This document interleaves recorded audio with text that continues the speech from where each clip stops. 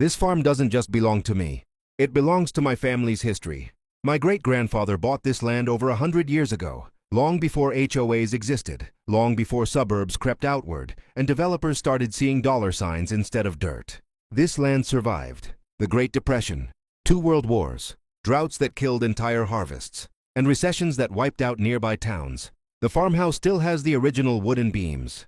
The barn doors still creak the same way they did when my father was a boy. The oak tree near the fence line, my grandmother planted it the day my grandfather came home from the war. This place isn't just property, it's legacy. And that's exactly what the HOA couldn't stand. About 3 years ago, a large suburban development went up on the land next to ours. Perfect lawns, matching mailboxes, rules for everything. That's when the HOA was formed. At first they ignored us. We weren't part of their neighborhood. We weren't subject to their rules. Or so I thought. Then came the letters. The first HOA letter arrived in a glossy envelope. Inside was a friendly notice. They said our barn was visually unappealing to nearby residents. They asked us to repaint it a neutral color, preferably beige or light gray. I laughed. The barn was older than their entire neighborhood. I ignored it. The second letter wasn't friendly. They complained about farm equipment being visible from the road, the smell of livestock, excessive rural noise at dawn. Dawn. On a farm. I called the number at the bottom of the letter. The woman on the other end spoke to me like I was a problem that needed correcting. She said, "You may not be part of the HOA, but you're affecting HOA property values." That's when I knew. This wasn't about paint. This wasn't about noise. This was about control. Her name was Linda. Every HOA has a Linda. Perfect hair. Perfect blazer. Permanent look of irritation. She showed up one afternoon, unannounced, clipboard in hand, standing at the edge of our driveway like she owned the place. She didn't. But she acted like she did. She told me, not asked, told me, that the HOA was reviewing our property status.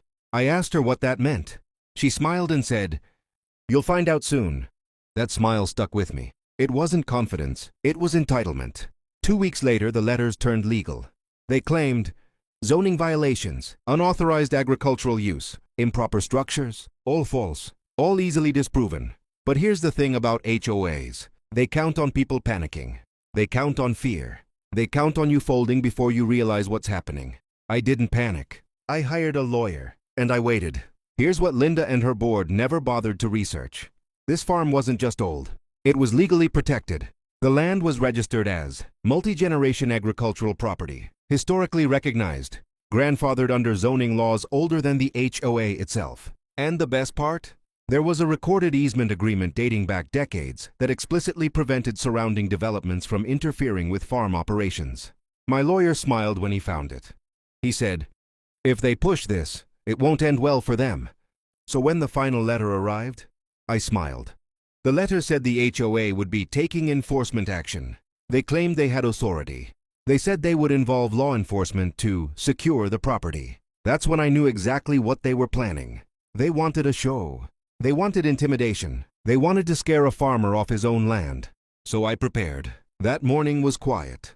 Too quiet. The sky was clear. The birds were already up. At 8:12 a.m., the first cop car arrived. Then another. Then another. 6 in total. Lights flashing. Neighbors watching. Linda's SUV pulled in last. She stepped out like she was arriving at a victory parade. That's when she announced loudly, "This property is under investigation for multiple violations." That's when I started the timer. The officers weren't aggressive. They were confused. They asked for documentation. Linda handed them a thick folder. I handed them mine. My lawyer had prepared everything. Deeds, zoning records, easement agreements, historical protections. The lead officer started reading. His expression changed.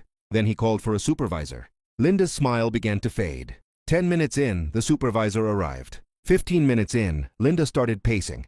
20 minutes in, neighbors started whispering louder. At 30 minutes, the supervisor walked over to Linda and said something quietly. Her face went pale. She looked at me. "I just checked my watch." The supervisor approached me and said, "Sir, you are completely within your rights. There is no legal basis for this enforcement." Then he turned to Linda and said, "Ma'am, filing a false report and misusing police resources is a serious issue." Linda started shouting. She said the HOA would appeal. The supervisor cut her off. By the end of the hour, the police left. The HOA was warned, and a formal report was filed. But it didn't stop there. My lawyer filed counteractions. The HOA was fined. Linda resigned 2 months later. The development had to install additional buffers to protect the farm, at their expense.